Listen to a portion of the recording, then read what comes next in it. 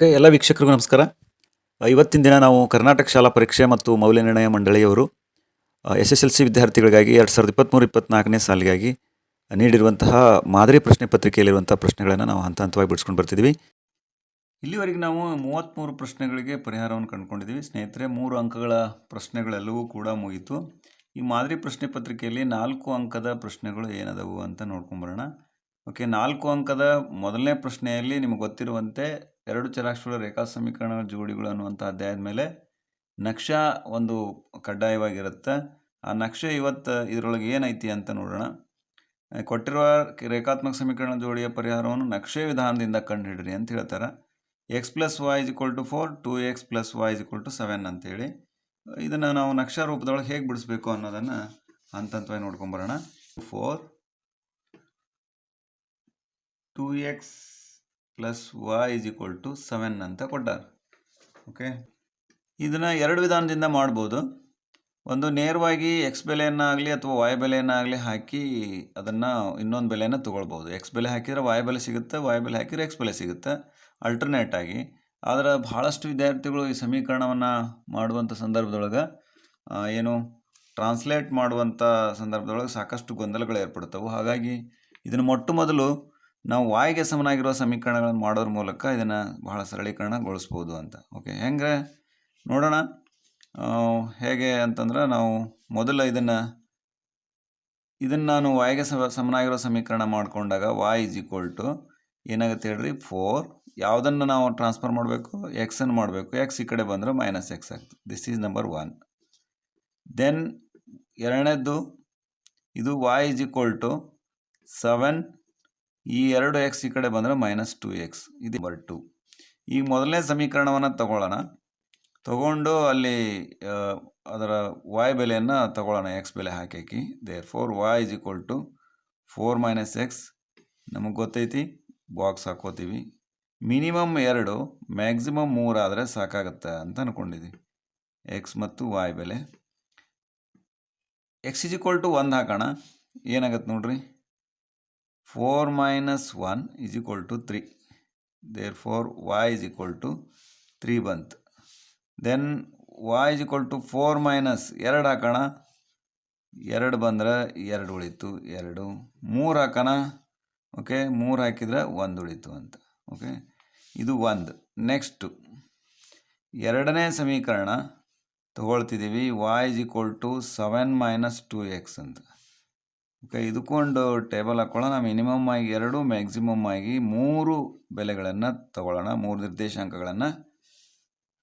2 ಆದರೂ ತೊಗೋಬೋದು. 2 ನಿರ್ದೇಶಾಂಕಗಳಿಂದ ಕೂಡ ರೇಖೆಗಳು ಸಿಗ್ತೈತಿ. ಆದರೆ ಬಹಳ ದೂರ ಇದ್ದಾಗ ನಮಗೆ ಸಮಸ್ಯೆ ಆಗ್ತವೆ. ಹಾಗಾಗಿ 3 ಮಿನಿಮಮ್ 2 ಅಥವಾ ಮ್ಯಾಕ್ಸಿಮಮ್ 3 ತಗೊಳ್ಳೋಣ. ಇಲ್ಲಿ ಕೂಡ ಮೊದಲು 1 ಹಾಕೋಣ. y = 7 - 2 × 1 ಏನಾಗುತ್ತೆ ಅಂತ ನೋಡ್ರಿ. 7 - 2 = 5. 5 ಬಂತು.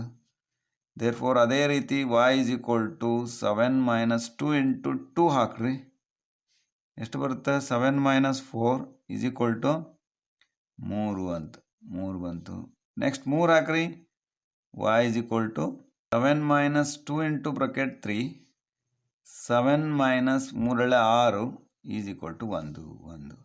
ಈಗ ಆಲ್ರೆಡಿ ನಮಗೆ 2 ಟೇಬಲ್ಗಳನ್ನು ನಿರ್ದೇಶಾಂಕಗಳನ್ನು ನೋಡಿದಾಗ ಇಲ್ಲಿ x ಮತ್ತು yನ ಬೆಲೆಗಳು ಪಕ್ಕಾ ಇಲ್ಲಿ ನಮಗೆ ನಿರ್ಧರಿತ ಆದವು ಅಂತ ಅಂದ್ಕೊಂಡಿದ್ದೀವಿ. ಇಲ್ಲಿ ನೋಡ್ರಿ, 3 1 3 1 ಎರಡರಲ್ಲೂ ಯಾವುದು ಕಾಮನ್ ಇರ್ತಾವೋ ಅವು ಅದರ ಬೆಲೆ ಆಗಿರ್ತೈತಿ. ಹಾಗಾಗಿ ಎಕ್ಸ್ನ ಬೆಲೆ 1, yನ ಬೆಲೆ 1 ಐತಿ. ಅದನ್ನು ನಾವು ನಕ್ಷಾ ರೂಪದೊಳಗೆ ನಿರ್ದೇಶಿಸಬೇಕಾಗಿದೆ. ಹಾಗಾಗಿ ಇವುಗಳ ಸಹಾಯದಿಂದ ನಾವು ನಕ್ಷೆ ರೂಪದೊಳಗೆ ನಾವು ಮಾಡ್ಕೊಂಡು ಬರೋಣ. ಬನ್ನಿ, ಮೊದಲು ಏನು ಮಾಡಬೇಕು ಅನ್ನೋದನ್ನು ಹಂತಗಳನ್ನು ತಿಳ್ಕೊಳ್ಳೋಣ.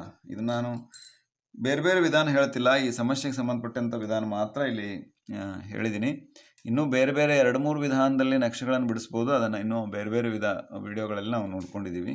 ಹಾಗಾಗಿ ಇಲ್ಲಿ ಛೇದ ಏನಾದರೂ ಬಂದಾಗ ಯಾವ ರೀತಿ ಮಾಡಬೇಕು, ನಮ್ಗೆ ಪೂರ್ಣಾಂಕಗಳು ಬರಲ್ಲ, ಕೆಲವೊಂದು ಸರಿ ಭಿನ್ನರಾಶಿಗಳು ಬರ್ತವೆ. ಹಂಗೆ ಪೂರ್ಣಾಂಕಗಳು ಬರಬೇಕಾದ್ರೆ ಏನು ಮಾಡಬೇಕು ಅನ್ನೋದನ್ನು ಇನ್ನೊಂದು ವಿಡಿಯೋದಲ್ಲಿ ಹೇಳಿದ್ದೀನಿ. ಹಾಗಾಗಿ ಇಲ್ಲಿ ಈ ಸಮಸ್ಯೆಗೆ ಸಂಬಂಧಪಟ್ಟಂತೆ ನಮಗೆ ನಿರ್ದೇಶಾಂಕಗಳು ಸಿಕ್ಕಿದವು. ಹಂಗಾರೆ ಮೊದಲು ಏನು ಮಾಡಬೇಕು, ಸ್ಕೇಲ್ ಏನು ತೊಗೊಳ್ತಿದ್ದೀನಿ, ಇಲ್ಲಿ ನೋಡ್ರಿ, ಮಿನಿಮಮ್ ಆಗಿ ಎಕ್ಸ್ ಅಕ್ಷದ ಮೇಲೆ 1 ಐತಿ, ಮ್ಯಾಕ್ಸಿಮಮ್ 3 ಐತಿ.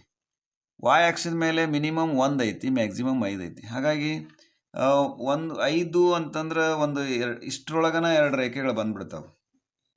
ಆದ್ದರಿಂದ ಈ ಇಡೀ ನಕ್ಷೆಗೆ ಒಂದು ಆಕಾರ ಹಾಳಾಗಿ ತಕ್ಕಂತೆ ನಕ್ಷೆ ಬರೋಲ್ಲ. ಹಾಗಾಗಿ ನಾನೇನು ಮಾಡ್ತೀನಿ ಅಂತಂದ್ರೆ 2 ಸೆಂಟಿಮೀಟರ್ ಈಸ್ ಈಕ್ವಲ್ ಟು 1 ಮಾನ ಅಂತ ತಗೊಳ್ತೀನಿ. 1 ಏಕಮಾನ ಎಲ್ಲಿ ಎಕ್ಸ್ ಅಕ್ಷದ ಮೇಲೆ.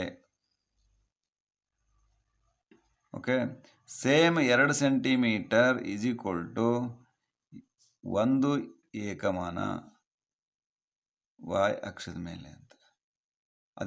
ಅದೇ ರೀತಿಯಾಗಿ ನಾನಿಲ್ಲಿ ಗುರುತಿಸ್ಕೊಳ್ತಾ ಹೋಗ್ತೀನಿ. ಅಂದರೆ ಮೊದಲು ಏನು ಮಾಡ್ಬೇಕ್ರಿ, ಒಂದು ಮ್ಯಾಕ್ಸಿಮಮ್ ಆಗಿ ನಮಗೆ ಎಷ್ಟು ಬೇಕು 10 ಅಂತಂದ್ರೆ 5 ಅಂದ್ರೆ 10 ಬೇಕು. ಇಲ್ಲಿ 10 ಸಿಗ್ತಾವು.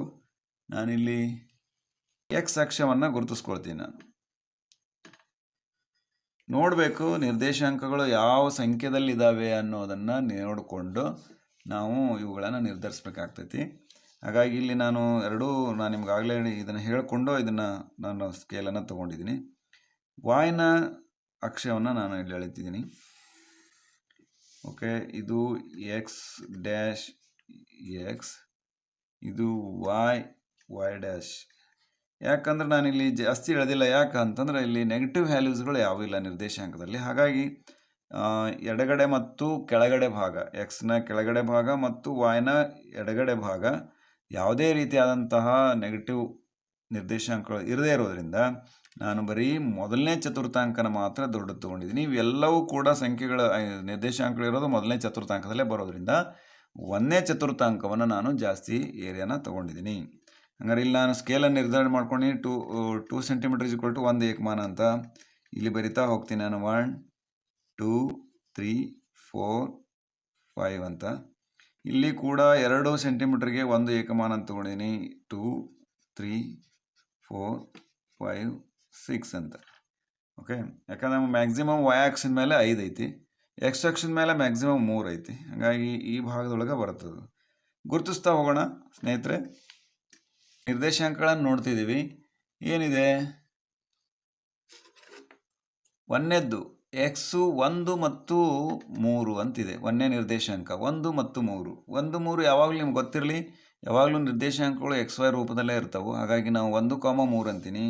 1 ಅಂದ್ರೆ ಇಲ್ಲಿ ಎಕ್ಸ್ ಅಕ್ಷದ ಮೇಲೆ 1, 3 ಅಂದ್ರೆ ಇಲ್ಲಿ ಬರ್ತದೆ ಅಂತ. ಓಕೆ, 1. ನೆಕ್ಸ್ಟ್ನೇ ನಿರ್ದೇಶಾಂಕ 2 2 ಅಂತಿದೆ. 2 ಇದು ಬರ್ಕೊಂಬಿಡಲಿ. ಇದೇನು 1 3 ಅಂತ ಬರ್ಕೊಂಬಿಡೋಣ. ಎರಡನೇದು ನೋಡ್ರಿ 2 2 2 2 ಇಲ್ಲಿದೆ. 2 2 ಅಂತ. ಥರ್ಡ್ ಒನ್ನು 3 1 ಐತಿ. 3 1 ಅಂತ. 3 1 ಅಂತ. ಹಂಗಾರೆ ಇದನ್ನು ಈಗ ಒಂದು ಗುರುತಿಸಿದ ತಕ್ಷಣ ಒಂದು ಸಮೀಕರಣದ ಒಂದು ಸರಳ ರೇಖೆಯನ್ನು ಆಗಲೇ ಎಳೆದು ಬಿಡಬೇಕು. ಯಾಕಂತಂದ್ರೆ ಬೇರೆ ಬೇರೆ ನಿರ್ದೇಶಾಂಕಗಳು ಎಲ್ಲವನ್ನೂ ಗುರುತಿಸಿದ ಮೇಲೆ ನಿಮಗೆ ಕನ್ಫ್ಯೂಷನ್ ಆಗುವಂಥ ಸಾಧ್ಯತೆಗಳದಾವು. ಹಾಗಾಗಿ ನಾನು ಇದನ್ನು ಎಳೆದು ಬಿಡ್ತೀನಿ. ಈ ರೇಖೆಯ ಸಮೀಕರಣನೂ ಕೂಡ ಬರೆದು ಬಿಡ್ತೀನಿ. ಏನಂತ, x plus y is equal to 4 ಅಂತ, ಅಥವಾ y is equal to 4 - x ಬಂದು ಬರೆದ್ರೂ ಕೂಡ ತಪ್ಪಿಲ್ಲ. ಇನ್ನು ನೆಕ್ಸ್ಟ್ ಎರಡನೇದ್ದು ಇದನ್ನು ನೋಡ್ಕೊಳ್ಳೋಣ ನಾವು. 1 5 ಐತಿ. 1 ಮತ್ತು 5 ಐತಿ, ಇಲ್ಲಿದೆ. ಇದು ಬರ್ಕೊಂಡ್ಬಿಡ್ತೀನಿ ನಾನು. 1, 5 ಅಂತ. ಇನ್ನು ನೆಕ್ಸ್ಟು 2 3 ಐತಿ. 2 ಮತ್ತು 3 ಇಲ್ಲಿದೆ. 2 3. ಓಕೆ, ನೆಕ್ಸ್ಟ್ 3 1 ಅಂತ ಐತಿ. 3 1 ಇಲ್ಲೇ ಇದೆ. 3 1. ಓಕೆ, ಹಂಗಾರೆ ಈ ಮೂರೂ ನಿರ್ದೇಶಾಂಕ ಬಿಂದುಗಳನ್ನು ಒಂದು ಸರಳ ರೇಖೆ ರೂಪದಲ್ಲಿ ಬರ್ತೈತಿ. ಅದನ್ನು ನಾವು ಕೂಡಿಸೋಣ. ಕೂಡಿಸಿದ ಮೇಲೆ ಈ ಸಮೀಕರಣ ಯಾವುದು ಅಂದ್ರೆ ಇದು 2x + y = 7 ಅಂತ. ಹೌದಾ?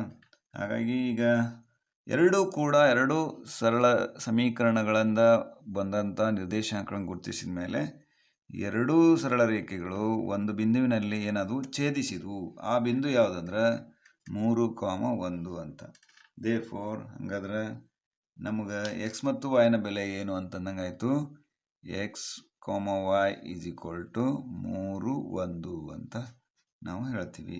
ಹಾಗಾಗಿ ಇಲ್ಲಿ 3 1 ಅನ್ನೋಂಥವುಗಳು 3 ಎಕ್ಸ್ನ ಬೆಲೆ 1 ವಾಯ್ನ ಬೆಲೆ ಅಂತ ಈ ರೀತಿ ಇದ್ದರೆ ಹೀಗೆ ವಾಯ್ಗೆ ಸಮನಾಗಿರುವಂಥ ಸಮೀಕರಣವನ್ನು ಮಾಡಿಕೊಂಡು ಎಕ್ಸ್ನ ಬೆಲೆ ಹಾಕಿ ವಾಯ್ ಬೆಲೆಯನ್ನು ತಗೊಳ್ಬೋದು. ಅಥವಾ x plus y equal to 4 ಅಂದಲ್ಲೇ ಇಲ್ಲಿ ಎಕ್ಸ್ನ ಬೆಲೆ ಹಾಕಿ ವಾಯ್ ಬೆಲೆ ತೊಗೊಳ್ಬೋದು, ವಾಯ್ನ ಬೆಲೆ ಹಾಕಿ ಎಕ್ಸ್ನ ಬೆಲೆ ತೊಗೋಬೋದು, ವೈಸೆ ವರ್ಷ. ಸಮೀಕರಣವನ್ನು ನೀಟಾಗಿ ಬಿಡಿಸ್ಕೊಂಡು ಬರೋರಿಗೆ ಇದೆಲ್ಲ ನಡೀತದೆ. ಬಟ್ ಮೊದಲ ವಾಯ್ಗೆ ಸಮನಾಗಿರೋ ಸಮೀಕರಣ ಮಾಡ್ಕೊಂಡ್ರಿ ಅಂದ್ರೆ ನಮಗೆ ಸರಳವಾದಂಥ ಈಸಿ ನಿರ್ದೇಶಾಂಕ ಬಿಂದುಗಳು ಸಿಗ್ತವೆ. ಹಾಗಾಗಿ ನಮ್ಮ ನಕ್ಷೆನೂ ಕೂಡ ಸುಲಭ ಆಗ್ತೈತಿ ಅಂತ ಹೇಳ್ಬೋದು. ಇಷ್ಟು ನೋಡ್ರಿ, ಭಾಳ ಸರಳವಾದಂಥ ಒಂದು ನಕ್ಷೆ, ಸರಳವಾದಂಥ ಒಂದು ಸ್ಟೆಪ್ಸು. ಇವುಗಳನ್ನು ಉಪಯೋಗ ಮಾಡಿ ಅಗದಿ ಈಸಿಯಾಗಿ ನಾವು 4 ಅಂಕಗಳನ್ನು ಸುಲಭವಾಗಿ ಪಡ್ಕೊಳ್ಳಿಕ್ಕೆ ಸಾಧ್ಯ ಆಗ್ತೈತಿ ಅಂತ ಹೇಳ್ತಾ, ಸ್ನೇಹಿತರೆ ಎಲ್ಲರಿಗೂ ಕೂಡ ಧನ್ಯವಾದಗಳು. ನಮಸ್ಕಾರ.